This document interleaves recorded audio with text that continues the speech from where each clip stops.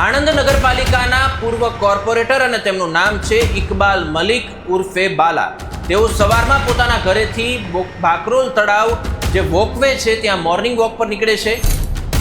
એક વ્યક્તિ છે તે તીક્ષ્ણ હથિયારના ઘા છે. તે ગુજરાતમાં અત્યારે કાયદો અને વ્યવસ્થાની સ્થિતિ એટલી બધી કથળી ગઈ છે કે કોઈ એવા સમાચાર આવે કે કોઈ એક વ્યક્તિની સરા જાહેર હત્યા કરી નાખવામાં આવી છે તો હવે આપણને પણ નવાઈ નથી લાગતી. એટલા થોકબંધ સરા જાહેર હત્યાના કેસો અને બનાવો સામે આવી રહ્યા છે.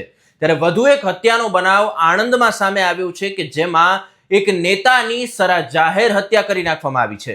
કોણ છે આ નેતા અને શું હતો સમગ્ર બનાવ, કઈ રીતે હત્યારાઓએ આ ઘટનાને અંજામ આપ્યો છે તેની વિગતે વાત કરીશું.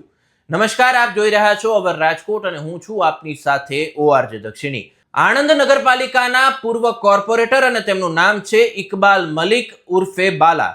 તેઓ સવારમાં પોતાના ઘરેથી બાકરોલ તળાવ જે વોકવે છે ત્યાં મોર્નિંગ વોક પર નીકળે છે.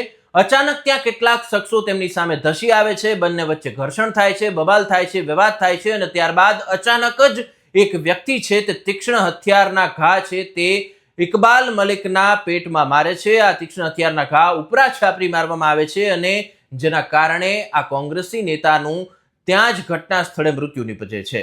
અને ત્યારબાદ છે તે તેમની જે લાશ છે તે બાકરોલ તળાવ પાસેથી પોલીસને મળી આવે છે.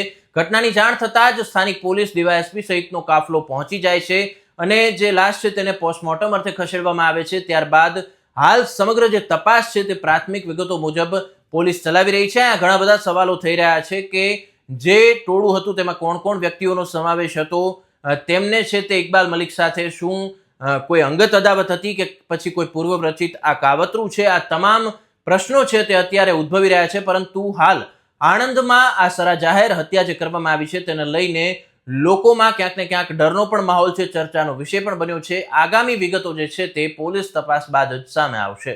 નમસ્કાર.